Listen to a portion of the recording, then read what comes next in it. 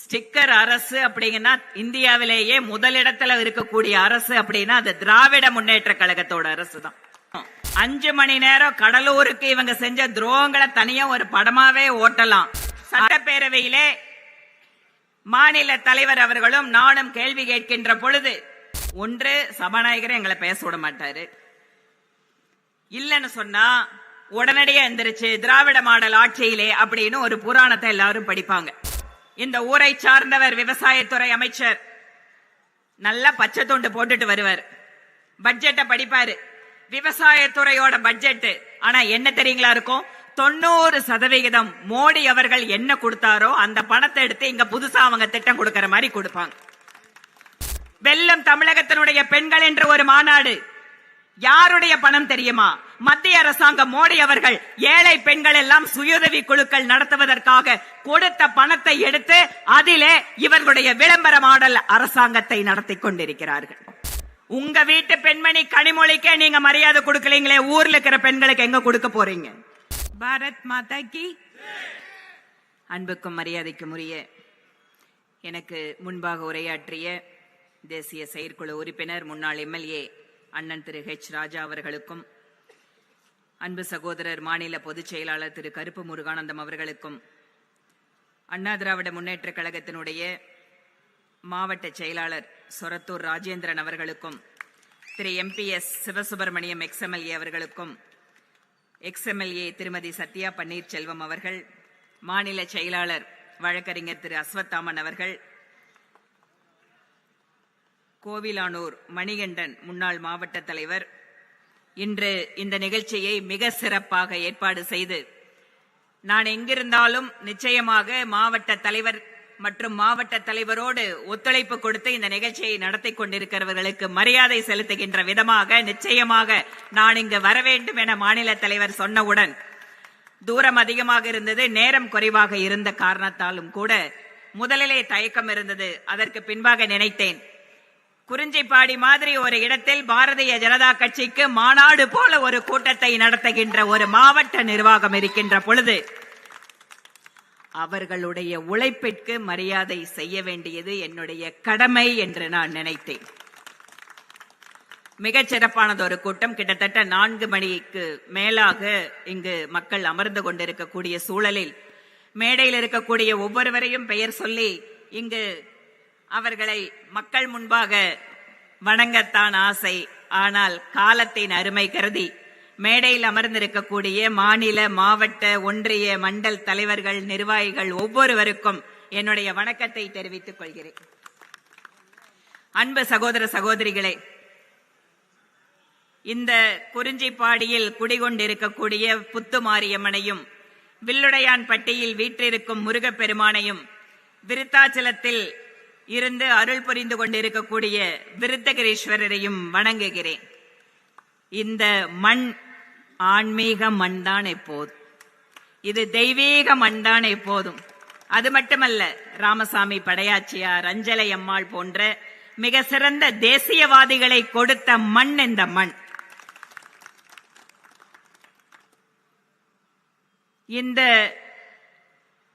தமிழனின் தலை நிமிர அன்பு சகோதரர் மாநில தலைவர் திரு நைனா நாகேந்திரன் அவர்கள் மேற்கொண்டிருக்கக்கூடிய இந்த யாத்திரைக்கு தமிழகம் முழுவதும் சிறப்பான வரவேற்பு கிடைத்துக் கொண்டிருக்கிறது. தேசிய ஜனநாயக கூட்டணியின் வெற்றி கூட்டணியாக தமிழகத்தில் மக்கள் பார்க்க துவங்கிவிட்டார்கள் என்பது அவர்கள் ஒவ்வொருவருடைய முகத்திலேயும் நாங்கள் பார்க்கிறோம். ஏனென்றால் எப்போது திராவிட முன்னேற்ற கழகத்தின் ஆட்சி வீட்டுக்கு அனுப்பப்படும் என்கின்ற எதிர்பார்ப்பு இன்று மக்களிடையே அதிகமாகிக் கொண்டே இருக்கிறது.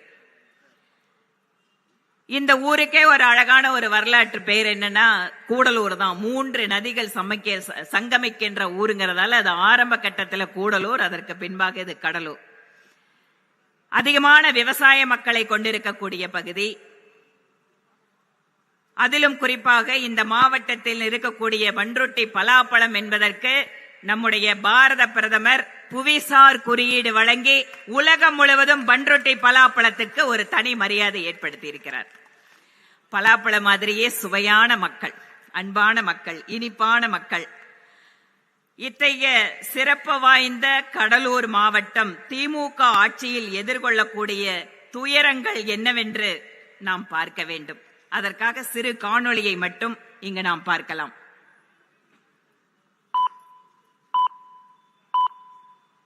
உலக புகழ்பெற்ற சிதம்பரம் நடராஜர் கோவில் அமைந்திருக்கும் புண்ணிய பூமிதான் கடலூர் மாவட்டம். தனக்கே உரிய கலை, கலாச்சாரம், பண்பாடு உள்ளிட்டவற்றை விட்டுக் கொடுக்காமல் இன்றளவும் பாதுகாத்து வருகிறது. இப்படிப்பட்ட வரலாற்று சிறப்புமிக்க மாவட்டத்தை சீர்குலைக்கவே திமுக எனும் தீய சக்தி கங்கணம் கட்டிக்கொண்டு செயலாற்றி வருகிறது.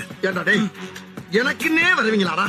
ஏன்ட்ட சரசம் பண்றக்கே வாட்டாப்பே உங்களை பெற்றுறாங்களா? இந்த மாவட்டத்தின் உயிர் நாடியே விவசாயம் தான். ஆனால் இந்த பகுதி விவசாயிகளுக்கோ உயிரும் உடம்பும் தான் மிச்சம் இருக்கிறது. மீதி எல்லாம் இந்த திமுக ஆட்சியிடம் மல்லுக்கட்டியே மண்ணோடு மண்ணாகிவிட்டது. அந்த அளவுக்கு திமுக ஆட்சியில் இன்னல்களை சந்தித்து வருகிறார்கள் இந்த பகுதி விவசாயிகள். கடலூரில் போராட்டம் நடத்திய கரும்பு விவசாயிகள் மீது 3 பிரிவுகளின் கீழ் வழக்கு பதிவு செய்யப்பட்டுள்ளது. கரும்பு காய்ச்சி போச்சு, ஒண்ணுமே இல்ல. தற்கொலை பண்ணிக்கலான்னு முடிவு பண்ணிட்டேன், வேற வழியே இல்லையா.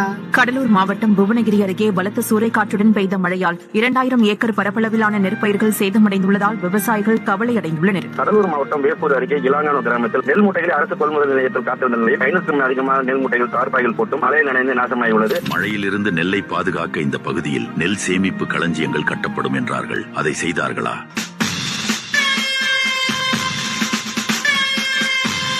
பன்ருட்டி, விருத்தாச்சலம், கடலூர் ஆகிய பகுதிகளில் முந்திரி மற்றும் பலாப்பழம் விவசாயம் அதிக அளவில் செய்யப்பட்டு வருகிறது. முந்திரி மற்றும் பலாப்பழத்திற்கும் குறைந்தபட்ச ஆதரவு விலை நிர்ணயிக்க வேண்டும் என விவசாயிகள் பலமுறை கோரிக்கை விடுத்தும் இந்த திமுக அரசு அதை கண்டுகொள்வதாக தெரிவதில்லை. எதுக்கு அசைய மாட்டியா? இனி உன் காது கூட அணுகுண்டத்தான தூக்கி போடணும். பெங்கல் புயல் கடலூரையே புரட்டி போட்டது. வெள்ளமும் வடியாமல், பாதுகாப்பு நடவடிக்கைகளும் இல்லாமல், உரிய நிவாரணமும் வந்து சேராமல் கடலூர் மக்கள் பட்ட துன்பங்கள் தான் எத்தனை. எங்களுக்கு எந்த நிவாரணம் கிடைக்கல, எந்த நிவாரணம் இல்ல. அப்ப எதுக்கு நாங்க ஓட்டு போடணும்? தனது மக்கள் இப்படி அவதிக்கு உள்ளாகி கொண்டிருக்கும் போது ஒரு கண்துடைப்புக்காக கூட முதல்வருக்கு கடலூர் பக்கம் வர நேரம் இல்லை. ஆனால் புதிதாக வெளிவரும் சினிமா படங்களையும் தனது மகன் நடிக்கும் படங்களையும் முதல் ஆளாக சென்று பார்ப்பதற்கு மட்டும் நேரம் இருக்கிறது. எங்க அப்பாவுக்கு படம் பிடிச்சிருக்கு. என்ன கேட்டாங்க, என்ன படம் ஓடுது அப்படின்னா, லவ் டுடேன்னு ஒரு படம் ரிலீஸ் ஆகுது. அதுவும் நீ தான் ரிலீஸா அப்படின்னாங்க. நம்ம தான் ரிலீஸ். கடலூரின் எதிர்காலத்தையும் சீரழிக்கும் வகையில் இங்குள்ள பள்ளிக் கல்வியும் படுகொலியில் தள்ளப்பட்டிருக்கிறது. அரசு பள்ளியில் கரும்பலகை விழுந்து மாணவர்கள் 2 பேருக்கு தலையில் பலத்த காயம் ஏற்பட்டது. ஒன்றிய தொடக்க பள்ளியில் வழங்கப்பட்ட காலை உணவில் வள்ளி இருந்ததாக குற்றச்சாட்டு எழுந்துள்ளது. இந்த மாதிரி சாப்பாடு தராங்கல்ல, முக ஸ்டாலின் தெரியுமா, சிஎம், அவங்கதான் இந்த சாப்பாடு டெய்லி தராங்க எல்லா பிள்ளைங்களுக்கும். சரியா? கொஞ்சம் ஏஞ்சி அப்படி போக சொல்லுங்க, இல்ல நான் கூட அங்க போய் நிக்கிறேன் மேடம். சத்தியமே உட்கார எனக்கு பிடிக்கல. திமுக கொடுத்த 505 வாக்குறுதிகளில் உருப்படியாக 5% கூட நிறைவேற்றாமல் ஒட்டுமொத்த தமிழகத்தையே ஏமாற்றினார்கள். அது சரி, தங்களின் அடிப்படை கடமைகளை கூட செய்ய தவறுபவர்கள் கொடுத்த வாக்குறுதிகளை நிறைவேற்றுவார்கள் என்று எண்ணுவது நம்முடைய தவறுதான். முதலமைச்சரின் நேரடி கண்காணிப்பில் 10,000 கோடி நிதி ஒதுக்கீட்டில் வீராணம் ஏரி சீரமைக்கப்படும் என்றார்கள். கடலூர் உள்ளிட்ட பல டெல்டா மாவட்டங்களில் 2000 கோடி மதிப்பீட்டில் 200 தடுப்பணைகள் கட்டப்படும் என்றார்கள். கடலூர் மாவட்டத்தில் விவசாய நிலத்திற்குள் கடல் நீர் புகுவதை தடுக்க அரிவாள் மூக்கு வடிகால் திட்டம் அமைக்கப்படும் என்றார்கள். இதில் ஏதாவது ஒன்றையாவது நிறைவேற்றினார்களா? இல்லை. இப்படி கடலூர் மாவட்டத்தை ஈவு இரக்கமில்லாமல் வஞ்சித்து வரும் திமுக அரசை 2026 விரட்டியடிப்போம். கடலூரின் நலனில் அக்கறை கொண்டிருக்கும் தேசிய ஜனநாயக கூட்டணி ஆட்சி அமைய ஆதரவு அளிப்போம்.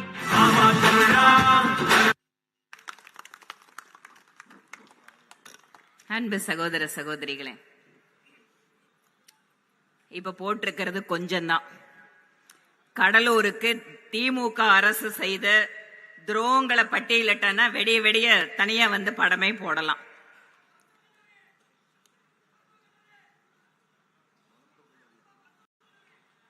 நிறைய இருக்குங்க, அதனாலதான் சொல்றேன்.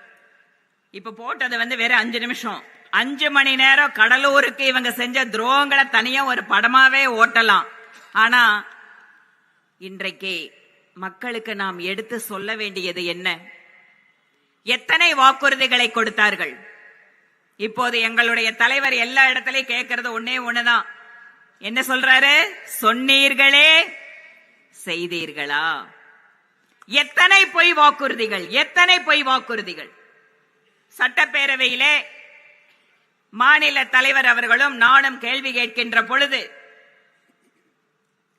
ஒன்று சபாநாயகர் எங்களை பேச விட மாட்டாரு, இல்லன்னு சொன்னா உடனடியா எந்திரிச்சு திராவிட மாடல் ஆட்சியிலே அப்படின்னு ஒரு புராணத்தை எல்லாரும் படிப்பாங்க.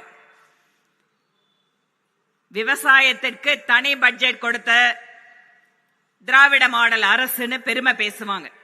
இதோ இந்த ஊரை சார்ந்தவர் விவசாயத்துறை அமைச்சர் நல்லா பச்சை துண்டு போட்டுட்டு வருவார், பட்ஜெட்டை படிப்பாரு. விவசாயத்துறையோட பட்ஜெட் ஆனா என்ன தெரியுங்களா இருக்கும்? 90% மோடி அவர்கள் என்ன கொடுத்தாரோ அந்த பணத்தை எடுத்து இங்க புதுசா அவங்க திட்டம் கொடுக்கிற மாதிரி கொடுப்பாங்க.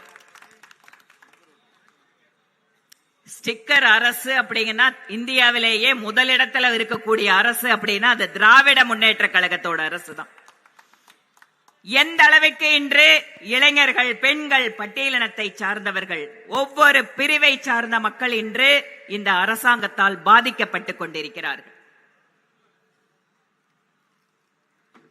விவசாயிகளுக்கு பயிர் பாதுகாப்பிற்காக காப்பீடு திட்டத்தை அமல்படுத்த போது கூட அந்த காப்பீட்டு பணத்தை ஒழுங்காக செலுத்தாமல் விவசாயிகளை வஞ்சித்தது இந்த திமுக அரசு. அதனால விவசாயிகளுக்கு பாதிப்பு வந்த போது அவர்கள் அந்த காப்பீட்டு தொகையை பெற முடியாமல் தவித்தார்கள். இந்த நாட்டில் இருக்கக்கூடிய அத்தனை விவசாயிகளுடைய வாழ்க்கையை மாற்ற வேண்டும் என பிரதமர் மோடி நினைக்கிறார். ஆனா இங்க இருக்கக்கூடிய விவசாயத்துறை அமைச்சர் தன்னுடைய சொந்த மாவட்டத்து மக்கள், அவர்கள் வெள்ளம் வந்த போதும் சரி, சாத்தனூர் அணையை திறந்து விட்டு அத்தனை மக்களையும் வெள்ளத்துல படுத்தி எடுத்தாங்க. அதே போல கரும்பு விவசாயி பார்த்தோம், பலாப்பழம் பயிரிடக்கூடிய அந்த விவசாயிகளுடைய நீண்ட நாள் கோரிக்கை நிறைவேற்றப்படவில்லை. முந்திரிக்கான குறைந்தபட்ச ஆதார விலை என்பது அவர்கள் சொன்ன வாக்குறுதியை கூட விவசாயத்துறை அமைச்சர் இந்த மாவட்டத்தினுடைய மக்களுக்கு நிறைவேற்றி தரவில்லை. இது மக்களுக்கு துரோகம் செய்கின்ற அரசாக இருக்கிறது. இன்னைக்கு அவர்களுக்கு இருக்கின்ற ஒரே வேலை என்ன தெரியுமா? ஒருபுறம் தன்னுடைய மகனை சிம்மாசனத்தில் அமர வைத்து மக்கள் முன்னால, ஐயோ என் மகனை பாத்தீங்களா, என் மகனை பாத்தீங்களா, இளவரசனை பாத்தீங்களா, என்னமா அவர் அப்படியே பர்ஃபார்ம் பண்றாரு. இதுல விட கொடுமை என்னன்னா, இதோ அண்ணா திராவிட முன்னேற்ற கழகத்தில் இருக்கிற சகோதரர்கள் இருக்காங்க. திராவிட முன்னேற்ற கழகத்துல முன்னாள் முதலமைச்சர் கலைஞர் அவர்களோடு சரிசமமாக அரசியல் செய்த அத்தனை பேரும் இன்று உதயநிதி ஸ்டாலின் அவர்களே வாழ்க என்று அவர் முன்பாக காலில் விழுந்து கிடக்கிறார்களே, இது சுயமரியாதை பேசுற இயக்கமா? இதுதான் சமூக நீதியா? இவங்க பேசுற சமூக நீதியா? எந்த அளவிற்கு ஒரு குடும்பத்தின் கீழாக இந்த அரசாங்கம் இருந்து கொண்டு மக்களை ஏமாற்றிக் கொண்டிருக்கிறது என்பதற்கு நேற்று திருவண்ணாமலையில் நடந்த மாநாடு உதாரணம். அரசாங்க பணத்தை எடுக்க வேண்டியது. சினிமா நடிகர் நடிகைகளை நான் அவங்களை குறைச்சு மதிப்பிடலை. அவர்களுடைய புகழை பயன்படுத்திக் கொண்டு அவர்களை எல்லாம் அழைத்து சம்பந்தமே இல்லாமல் அவர்களை எல்லாம் இந்த அரசாங்கத்தை பற்றி, உதயநிதி ஸ்டாலின் அவர்களை பற்றி புகழ வைத்து ஒரு மிகப்பெரிய மேடையை அமைத்துக் கொடுப்பது. வெல்லும் தமிழகத்தினுடைய பெண்கள் என்ற ஒரு மாநாடு யாருடைய பணம் தெரியுமா?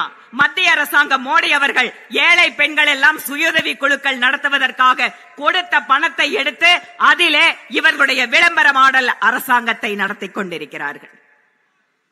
எந்த பெண்மணி அவள் தனியாக சொந்தமாக அவளுடைய காலில் நின்று வாழ்க்கையில் தொழில் மூலமாக அவள் உயர வேண்டும் என்று பிரதமர் மோடி பணத்தை கொடுத்தாரோ அதையெல்லாம் இவர்கள் எடுத்து இவர்களை பற்றி புகழ்ந்து பேசுவதற்காக ஒரு மேடையை அமைத்து அந்த பணத்தை வீணடித்துக் கொண்டிருக்கிறது.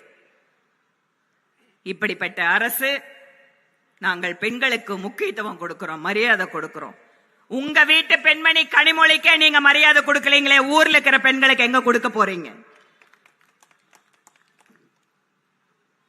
இன்று பெண்களுக்கு எதிரான கொடுமைகள் தமிழகத்தில் பல மடங்கு அதிகரித்திருக்கிறது. இன்று இளம் பெண்களுக்கு பாதுகாப்பு இல்லாத ஒரு மாநிலமாக தமிழ்நாடு மாறிக்கொண்டிருக்கிறது. சட்டம் ஒழுங்கை பற்றி சொல்லவே வேண்டியதில்லை. ஒவ்வொரு நாளும் இங்கு அரங்கேறி கொண்டிருக்கக்கூடிய கொலை, கொள்ளை, இவையெல்லாம் தமிழகம் அமைதியான மாநிலமா என்ற கேள்வியை இப்போது எழுப்பிக் கொண்டிருக்கிறது. இவர்களுடைய வாரிசு அரசியலுக்காக, குடும்ப அரசியலுக்காக தமிழகத்தினுடைய எதிர்காலத்தை குழி தோண்டி புதைத்துக் கொண்டிருப்பது திமுக அரசு. இன்னொரு மாற்றத்திற்காக சொல்கிறேன். 24 மணி நேரத்திற்கு முன்பாக பாரதிய ஜனதா கட்சி என்கின்ற உலகத்திலேயே மிகப்பெரிய கட்சிக்கு 45 வயதான ஒரு இளைஞரை பீகாரில் இருந்து இந்த செயல் தலைவராக தேர்ந்தெடுத்திருக்கிறது இந்த கட்சி. திரு நிதின் அவர்கள் 45 வயது இளைஞர். தேசிய அரசியலில் இருப்பவர்கள் ஒரு சில முக்கிய தலைவர்களை தவிர நாடு முழுவதும் அறிந்த தலைவர் அல்ல அவர். ஆனாலும் கூட இத்தனை மாநிலங்களில் ஆட்சியில் இருக்கின்ற உலகத்தினுடைய மிகப்பெரிய அரசியல் கட்சிக்கு ஒரு சாதாரண குடும்பத்தில் இருக்கக்கூடிய இளைஞரை தேசிய தலைவராக வர முடியும் என்கின்ற வாய்ப்பினை கொடுத்துக் கொண்டிருப்பது பாரதிய ஜனதா கட்சி. மேடையில் இருக்கக்கூடிய, ஏன் இங்கு எதிரே அமர்ந்திருக்கக்கூடிய சாதாரண தொண்டன் கூட இந்த அரசாங்கத்தின் அல்லது கட்சியின் உயர்ந்த பொறுப்பை அடைய முடியும் என்கின்ற ஜனநாயக தன்மை இருக்கக்கூடிய கட்சி பாரதிய ஜனதா கட்சி. ஆனால் திராவிட முன்னேற்ற கழகத்திலே முதல் குடும்பத்து நபரை தவிர அந்த கட்சிக்கு எத்தனை தியாகத்தை செய்திருந்தாலும், எத்தனை காலம் உழைத்திருந்தாலும், முதலமைச்சர் என்கின்ற நாற்காலி அது கோபாலபுரத்து குடும்பத்திற்கு மட்டுமே சொந்தமானது. இது ஜனநாயகம் பேசுகின்ற கட்சியா? இவர்கள் யாருக்கு அறிவுரை கூறிக்கொண்டிருக்கிறார்கள்? யாரை பார்த்து எதிர்குரல் கொடுத்துக் கொண்டிருக்கிறார் திரு ஸ்டாலின் அவர்கள்? ஒவ்வொரு மேடையிலேயும் நின்று கொண்டு தமிழ்நாடு எங்கள் மண், தமிழ்நாட்டிலே பாரதிய ஜனதா கட்சி வெற்றி பெற முடியாது, பாரதிய ஜனதா கட்சி இங்கு காலூன்ற முடியாது, எத்தனை ஷாக்கள் வந்தாலும் நாங்கள் பதிலடி கொடுப்போம் என்கிறீர்களே. பிஜேபி தான் ஒண்ணு இல்லாத கட்சியே தமிழ்நாட்டில். அப்புறம் ஏங்க முதலமைச்சர் அவர்களே ஒவ்வொரு மேடையிலேயும் பிஜேபி பிஜேபின்னு பேசிட்டு இருக்கிறீங்க? பிஜேபி தான் சின்ன கட்சி, தமிழ்நாட்டில் ஒண்ணு இல்லாத கட்சி, தமிழ்நாட்டில் நுழைய விட மாட்டோம், தமிழ்நாட்டில் நுழைய விட மாட்டோம் என்று சொல்கின்ற திரு ஸ்டாலின் அவர்களே, கடந்த 4.5 வருட காலமாக சட்டப்பேரவையிலே எங்களுடைய கேள்விக்கு நீங்கள் பதில் அளித்துக் கொண்டிருக்கிறீர்களே, மறந்து விட்டீர்களா? இந்த காணொளி காட்சியில நடிகர் திரு வடிவேல் அவர்கள் ரொம்ப அழகா காமெடி பண்ணார். எனக்கு அதை பார்த்தோன்னா ஒண்ணு ஞாபகம் வந்தது. திரு ஸ்டாலின் அவர்கள் எப்ப பார்த்தாலும் பிஜேபி வந்தாது, பிஜேபி வராது, பிஜேபிக்கு இங்க வேலை இல்லைன்னு பேசுறாரு. ஆனால் ஒன்று மட்டும் தெரிகிறது, அவரிடம் ஒரு பதற்றம் தெரிகிறது. நம்ம வடிவேலோட காமெடி மாதிரி தான். பில்டிங் ஸ்ட்ராங்கு, ஆனா பேஸ்மெண்ட் வீக். திரு ஸ்டாலின் அவர்களே, மைக்கு கிடைச்சோன்னா நீங்க பிஜேபி, மோடி, அமித்ஷா எல்லாத்தையும் பேசுறீங்க. ஆனா எங்களுக்கு புரிகிறது, உங்களுடைய காலும் கையும் நடுங்கிக் கொண்டிருக்கிறது என்பது எங்களுக்கு புரிகிறது, மக்களுக்கு புரிகிறது. தேசிய ஜனநாயக கூட்டணியிலே அண்ணா திராவிட முன்னேற்ற கழகம் அவர்கள் மக்களுக்காக கொண்டு வந்த திட்டங்கள் எத்தனையோ நல்ல திட்டங்கள். மறைந்த முதலமைச்சர் செல்வி ஜெயலலிதா அம்மையார் அவர்கள் பெண்களுக்காக கொண்டு வந்த அத்தனை நல்ல திட்டங்களையும் நிறுத்திவிட்டு பெயருக்கு அங்கொன்றும் இங்கொன்றுமாக, அதுவும் மத்திய அரசாங்கத்தினுடைய திட்டத்தையும் பணத்தையும் எடுத்து இங்கு நடத்தி கொண்டிருப்பது ஒரு நாடக ஆட்சியாக இருக்கிறது. வருகின்ற தேர்தல் என்பது மிக முக்கியமான தேர்தல். அண்ணன் திரு ஹெச் ராஜா அவர்கள் இங்கு பட்டியலிட்டார். நம்முடைய குழந்தைகள் போதைக்கு அடிமையாகி கொண்டிருக்கிறார்கள், நம்முடைய பெண் குழந்தைகள் இங்கு நிம்மதியாக வெளியே சென்று படிக்க முடியும் என்கின்ற நம்பிக்கை இல்லை. நம்முடைய தாய்மார்கள் இன்று வெளியே சென்றால் பாதுகாப்பு இல்லை என்று நினைக்கிறார்கள். விவசாயிகளுக்கு கொடுத்த வாக்குறுதிகள் எல்லாம் காற்றோடு காற்றாக கலந்திருக்கிறது. இங்கு இருக்கக்கூடிய இளைஞர்கள் இன்று உறுதியான வேலை வாய்ப்பு இல்லாத காரணத்தினால் அவர்கள் மற்ற மாநிலங்களுக்கு செல்லக்கூடிய சூழல் ஏற்பட்டுக் கொண்டிருக்கிறது. விவசாயம் சார்ந்திருக்கின்ற மாவட்டங்களில் எல்லாம் கூட தொலைநோக்கு பார்வையோடு எந்த திட்டங்களும் இல்லாத காரணத்தினால் இன்று தமிழகம் என்பது என்றோ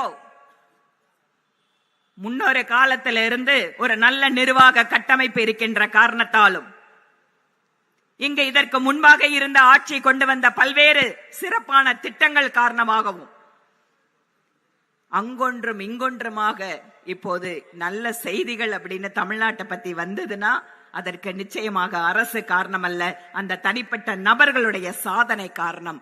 ஆனால் இந்த திமுக அரசு இன்னொரு முறை தமிழகத்தை ஆட்சி செய்தால் இந்த தமிழகம் என்பது வரலாறு காணாத வீழ்ச்சிக்கு சென்றுவிடும் என்பது மட்டுமல்ல, இங்கு இருக்கக்கூடிய தமிழகத்து மக்களுக்கு ஒரு நல்ல நிம்மதியான பாதுகாப்பான வாழ்க்கை என்பது கூட கேள்விக்குறியாகிவிடும். இன்றைய எதிர்க்கட்சி தலைவர் முன்னாள் முதலமைச்சர் அண்ணன் திரு எடப்பாடி பழனிசாமி அவர்களுடைய தலைமையிலே 2026 தேர்தலிலே நாம் வெற்றி பெற்றதற்கு பின்பாக என்னவெல்லாம் பிரதமர் மோடி அவர்கள் மத்திய அரசாங்கத்தில் எத்தனை நல்ல திட்டங்களை கொண்டு வந்திருக்கிறாரோ அத்தனை திட்டங்களையும் முழுமையாக அமல்படுத்துவதற்கு மக்களிடம் நாம் இந்த செய்தியை கொண்டு சென்று சேர்க்க வேண்டும். விஸ்வகர்மா யோஜனா, நம்முடைய விஸ்வகர்மா சமுதாயத்தில் இருக்கக்கூடிய கைவேலை செய்கின்ற, அந்த மாதிரி இன்னும் பல்வேறு வேலைகள் செய்கின்ற 17 வகையான தொழில்கள் செய்கின்ற அந்த தொழிலாளர்களுக்கு, கைவினை கலைஞர்களுக்கு மத்திய அரசு கொண்டு வந்த திட்டத்தை தமிழகத்தில் அமல்படுத்தாமல் தமிழகத்து மக்களை ஏமாற்றிக் கொண்டிருப்பது இந்த திமுக அரசு. இந்த மாதிரி இன்னும் எத்தனையோ உதாரணங்களை சொல்லலாம். அனைவருக்கும் வீடு திட்டத்தில் எத்தனை லட்சம் வீடுகள் கேட்டாலும் கட்டித் தருகிறோம் என்று மோடி அவர்கள் சொல்கிறார். ஆனால் அதற்கு ஒத்துழைப்பு கொடுக்காமல், அந்த திட்டத்தை முழுமையாக நிறைவேற்றாமல், ஒரு மாவட்டத்திற்கு மிக குறைந்த ஆட்களை மட்டுமே வைத்து கலைஞர் வீடு திட்டம் என்று இன்னொரு திட்டத்தை வைத்து மீண்டும் ஒரு முறை அனைவருக்கும் வீடு திட்டத்தின் முழு பலனை இங்கு கிடைக்க விடாமல் செய்து கொண்டிருப்பது திமுக அரசு. இம்மாதிரி மோடி அவர்களுடைய எத்தனையோ நல்ல திட்டங்களை இங்கு இவர்கள் முழுமையாக செயல்படுத்தாதன் காரணமாக ஏழை எளிய மக்களுக்கு மத்திய அரசினுடைய திட்டங்கள் முழுமையாக சென்று சேர்வதில்லை. 26 தேர்தலுக்கு பின்பாக ஒவ்வொரு வீட்டிலேயும் மோடி அவர்கள் திட்டத்தையும் இங்கு அமைய போகின்ற அண்ணா திராவிட முன்னேற்ற கழகத்தின் தேசிய ஜனநாயக கூட்டணியினுடைய அந்த அரசாங்கத்தின் பின்பாக மக்களுக்கு நாம் கொடுக்கின்ற அத்தனை வாக்குறுதிகளையும் நிறைவேற்றுவதற்காக நாம் தயாராவோம் என கூறிக்கொண்டு, மிக சிறப்பானதொரு ஏற்பாடுகள் அன்பு சகோதரர் திரு கிருஷ்ணமூர்த்தி அவர்களுக்கும் அவரோடு பணிபுரிந்து கொண்டிருக்கக்கூடிய ஒவ்வொரு சகோதர சகோதரிகளுக்கும் என்னுடைய மனப்பூர்வமான பாராட்டுக்களை தெரிவித்துக் கொள்கிறேன். பாரதிய ஜனதா கட்சி கொங்கு மண்டலத்தில் உண்டு, கன்னியாகுமரியிலே உண்டு, சென்னையிலே உண்டு என்று கூறுபவர்கள் இன்று குறிஞ்சிப்பாடியிலே இந்த ஏற்பாட்டையும் கூட்டத்தையும் பார்த்ததற்கு பின்பாக பாரதிய ஜனதா கட்சி எல்லா இடங்களிலேயும் உண்டு, எங்கும் உண்டு என்று கூறத்தக்க வகையிலே உங்களுடைய உழைப்பு இருந்திருக்கிறது.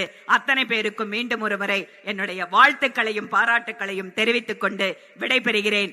நன்றி, வணக்கம்.